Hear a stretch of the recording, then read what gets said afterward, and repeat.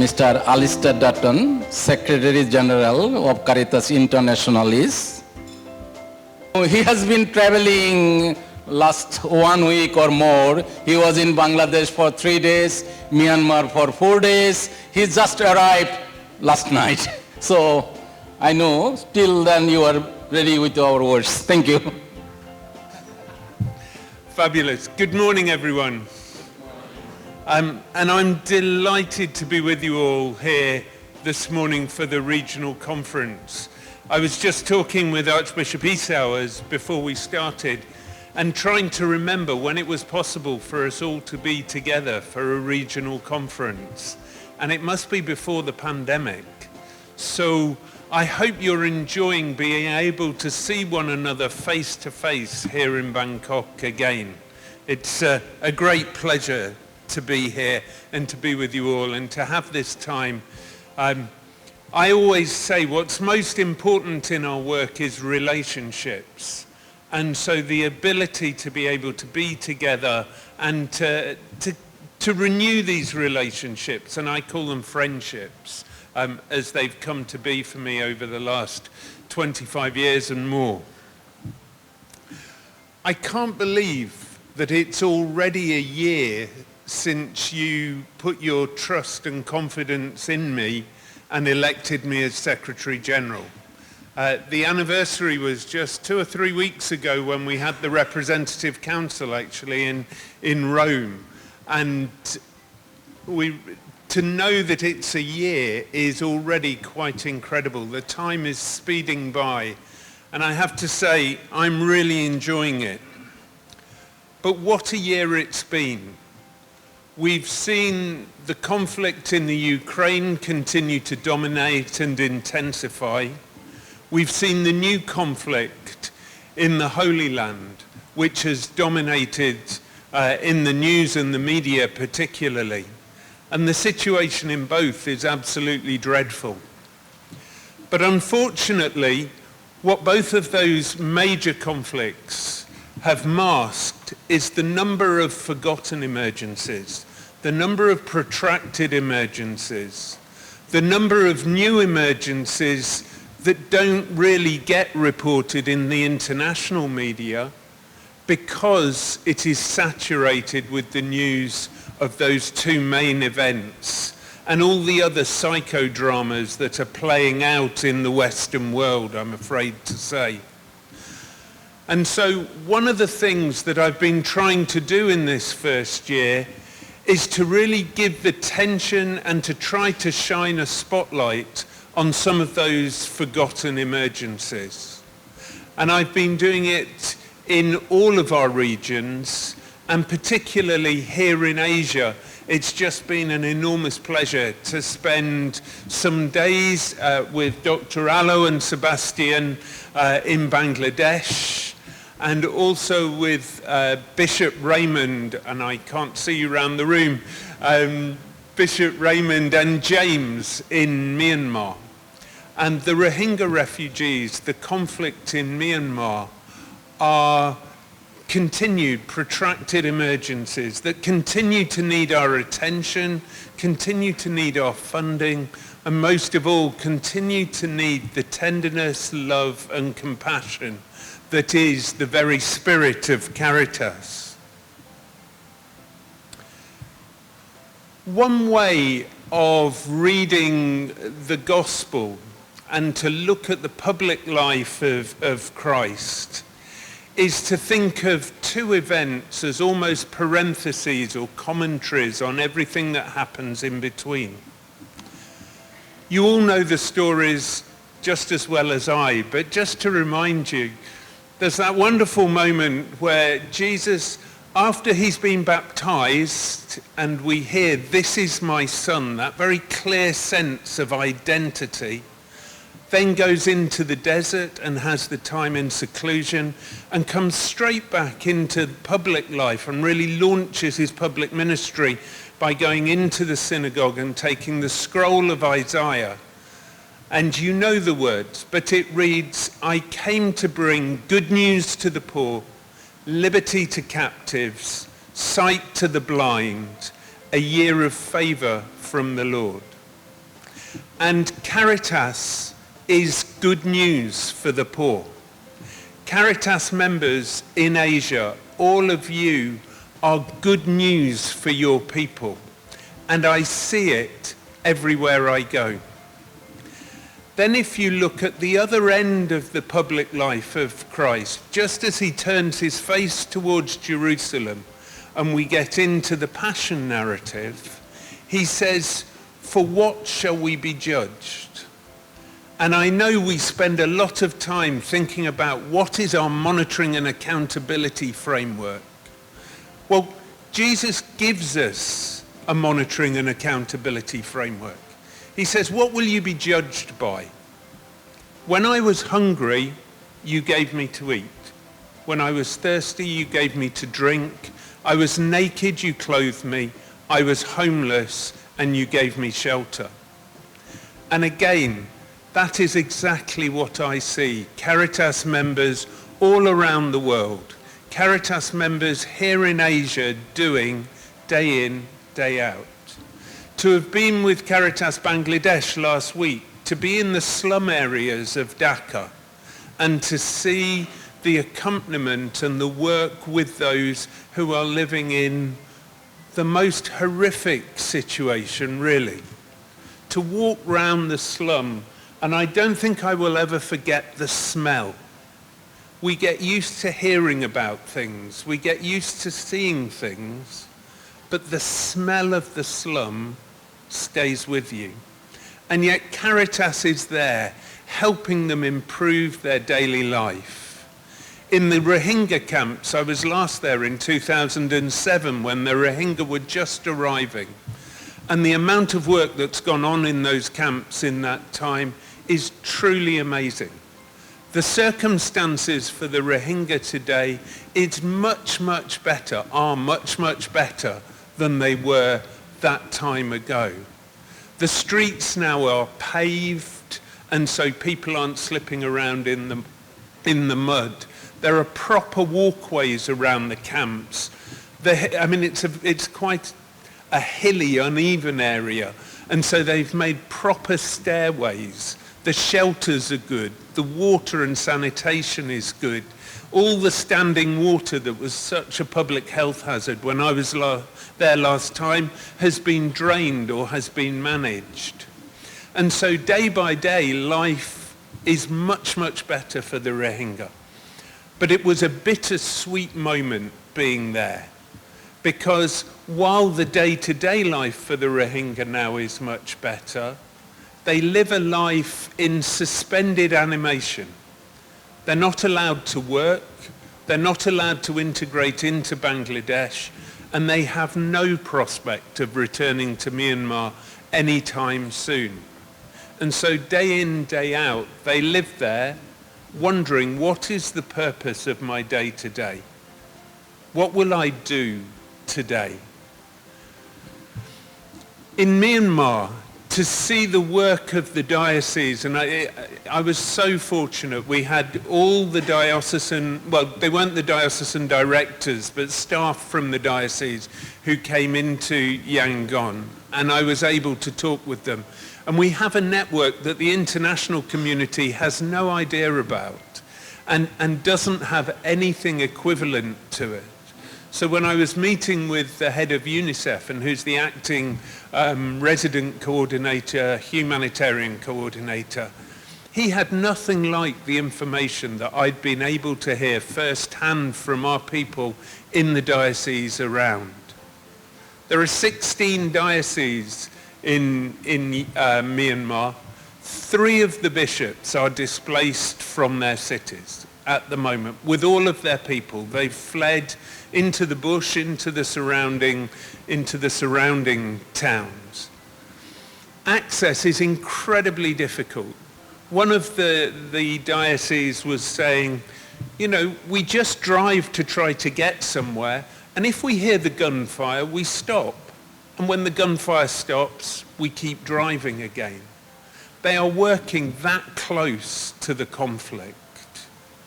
I was saying, how do you come and go? Surely the government asks you where I've been. And one of them said, I've been to my grandmother's funeral 5 times because they just have to use the same stories to come and go because they wouldn't be able to go otherwise. He never had 5 grandmothers, obviously. So he just has to use the same stories. And yet, Caritas Myanmar is able to work throughout the country. The international system, honestly, is blocked. It can't travel around the country, but the church is present everywhere. And through the church, Caritas is present everywhere. Pope Francis once described Caritas as the tenderness of the church for the poor. And that's what I see Caritas members everywhere manifesting to their people. That tenderness of the church for the poor.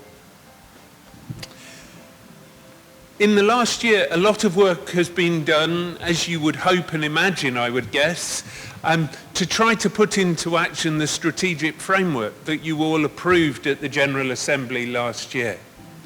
We've been working from the General Secretariat very closely with Shimre and the team here and with all of the 7 regions to bring together the strategic plans from each of the regions together with Caritas Internationalis and to try to align those, to try to make sure that we're working together as best we can to achieve the goals and priorities that you set for us. And I have to say it's been an enormous amount of work, but Shimre would say, I'm sure, we're working well together and we're a lot stronger because we've brought our work together and we're planning together. I've been working very closely with the Representative Council to put in place the strategic orientation committees.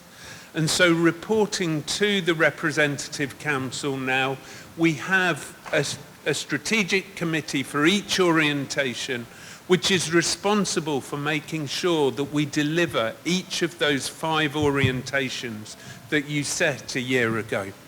And you have representatives as Caritas Asia on each of those committees. All of the regions have representatives on those. And we want to make sure that as we think about how to achieve the strategic framework, how to bring that alive, that we are rooted in each of our regions. And you have an incredibly important role to play in that as Asia. And we need your help. We can't do it without you. Caritas will only be as strong as Caritas Asia and the other regions help us be. So we really need your help to do that. Within our 5 orientations, the first one, as you know, is about Caritas's identity and the role we play within the church. Some of the things we've been doing, the Synod is obviously a major activity within the church at the moment, and as Caritas we've been trying to engage with that at various different levels. And I know many of you in your parishes and dioceses at a regional level and in Rome. Bishop Esau and I have been trying to build strong relations. I say trying, we have been building strong relationships with the Dicastery for Integral Human Development and for a number of offices throughout the Holy See. I think it's really important that Caritas has strong links throughout the Holy See with various different parts. And that includes the Secretariat of State and many of the dicasteries. And we've also been in close contact, particularly with the Dicastery, for the Synod to see how we can help work with them and prepare for the second phase of the Synod as it happens in October. Caritas Asia has played an active role in the work that has gone on so far towards developing a modus operandi for Caritas partners and the Caritas Confederation about how we work together and some of the norms that guide us in our relationships. We've had a lot of feedback on that, and we will be forming a task force now to finalise that for presentation to the Representative Council. In our humanitarian work, I've already talked about several of the emergencies that we've been facing. globally and here in Asia. I'm pleased to say that one of the first things I could do was reinstate the role of humanitarian director that was clearly asked for by so many of you here in Asia and throughout the Confederation worldwide. Christian started with us in January and is working well with the team and starting to take a good look at how we're able to work in humanitarian settings and how to make that stronger, as well as responding to all the emergencies that we've faced. As the theme today says, listening to the cry of the poor and the cry of the earth. Listening to the cry of the poor, just to link back to the work with the church, one of the themes of the working document for the Synod and one of the working groups that's being set up is listening to the cry of the poor. And so we're working with the Dicastery for Integral Human Development as they convene that working group now. I think Caritas has an enormous contribution to make to that area of the Synod's work in particular. But listening to the cry of the earth, the climate emergency remains a very high priority for us in Caritas. When we have major wars, something like the Ukraine war or Syria, the number of refugees we face is of the order of, in a bad occasion, 1 million or so, a few million. When we think about the number of people that will be displaced by the climate emergency, we need to be thinking in the billions. And so our message to governments already is, you can't cope with billions of refugees. So we need to do whatever we can now to make sure people don't have to move. And Caritas launched or published a booklet on climate-induced migration last year. And migration remains a great theme for us. The fourth orientation is about building a stronger confederation. And I really want to thank and congratulate all of you in Asia who now have completed the assessment for the Caritas management standards and have in place the organizational improvement plans. 15 out of the 23 members here in Asia have now been through that process and have put those in place. But that means that there are 8 among us today who haven't yet done so. And we in CI, together with Shimre and the team in the region, really want to encourage you now to be putting those plans in place, to be undertaking those assessments. And we have a special program to work with those who haven't managed to engage with the management standards yet. Globally, we have 133 out of our 162 members who have now managed to go through the process, which is a huge achievement. But it does mean that we still have 29, 8 of whom are here in this region, that we really want to work with, because the management standards are key to us having strong Caritas organizations who are then able to do all the work that we know we need to do, all the development work, all the humanitarian work, all the advocacy that is needed, how we can really be that tenderness to the poor. In Caritas in Veritate, Pope Benedict talks about the balance between the heart that sees and the professionalism that is required to do that well. And the management standards are fundamental to how we build strong Caritas organizations that are able to do what we need to do and do it well. Women's leadership continues to be a priority for us, and we published the booklet on women's leadership in Caritas earlier in the year, and we launched it in New York at the UN Committee on the Status of Women. I have to say, just as a reflection to Caritas Asia, looking around the room, we have some work to do on women's leadership here in Asia, I think. So maybe that might be something to move up the list of priorities here in Asia. And I won't comment on Shimrei nodding as I say that. Very quickly, I don't want to talk too long. The fifth priority is around communications within Caritas and beyond Caritas. And one thing I just want to highlight in that area is a project that we have which is being, I don't like the name, it's called the Mapping Project, which doesn't sound very exciting. But it's about how we pull together the information about all the incredible members that we have in Caritas and the amazing things that you are doing. And so one thing I'd really encourage the region to engage with fully is that project where we're trying to pull together all of that information. And there's some work going on with Shimrei and the region at the moment for training for you all as members, so you understand what is required and you can put that information in. Caritas, honestly, if I'm honest, we are the biggest humanitarian family in the world. But the left hand doesn't know what the right hand is doing. And sometimes we make a virtue of that. But other times it really holds us back.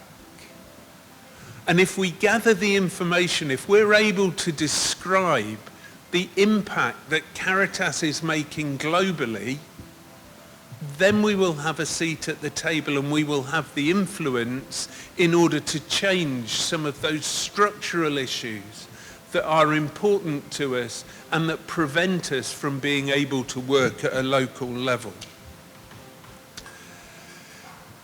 As you would imagine, after the events within Caritas Internationalis in the last couple of years, quite a lot of my time has been devoted within the office, within the General Secretariat, attending to some of the residual issues that existed there. And I've been working very closely with Archbishop Esau and with all of the executive board on some of those issues as we've discovered them and agreed how we should deal with them. One piece of news, we've just appointed 3 new directors for the General Secretariat. So we've aligned the structure of the General Secretariat now with those strategic orientations I was just describing. And within the next week or so, I can tell you the names now, but they won't mean anything. But I'll write to you all and let you know who those new directors are. They'll be starting in September, and then we'll have a strong secretariat team to really be able to put even more energy into the work in those different strategic orientations. Yes, until now I've been having to hold the fort and try to be out with as many of you and visiting members as I can. It will be great to have a strong secretariat team to be able to work with you. And I just want to finish with a couple of pieces of encouragement. At the end of John's Gospel, the last story in John's Gospel, as you know, is at the Sea of Galilee. And the fishermen, Peter and the others, are tired and exhausted. They're disillusioned. The Christ they had given everything up for to follow was nailed to a tree. And the resurrection still hasn't sunk in. And out of despair, they've gone back to what they know. They've gone back to their fishing. And they've been out all night, they've been fishing, and they've caught nothing. And so as they come ashore, they're tired, exhausted, disillusioned, and they just want to clean their nets, put the boats to bed, and go to sleep themselves. And there's a stranger on the shore. They don't know who it is, they don't recognize him, and he says, "Go fishing." Well, I don't know what your reaction would be, but I'd be going, "Don't be stupid. We've just been fishing, we just caught nothing." But for some reason, they go back out to sea. And more than saying go fishing, he says throw your nets into the deep waters. Recast your nets into the deep waters. And you know the story, they do, and the nets are filled till breaking point. 153 fish, to the point that the nets are tearing. And so my invitation to you is, whenever you're feeling tired, exhausted, disillusioned, because we know the situations in our countries can be very, very difficult at times, to seek the wisdom and discernment to find the deep waters, and to look for those strangers, the people who perhaps you don't expect to hear it from, who can show you where the deep waters are, and to have the strength and the courage to recast your nets. Because when you do so, the nets will surely be full to breaking point. Archbishop Esau and I had the great opportunity a couple of months ago to meet Pope Francis, and we were able to talk to him about all the work that Caritas is doing worldwide. We showed him the document on women's leadership. We showed him the document we'd published on climate-induced migration and some of the other climate work we've been doing. And at the end of it, he said, "Estoy muy contento, adelante," which means I'm very happy. Get on with it. So my message to you all is, let's get on with it. Thank you.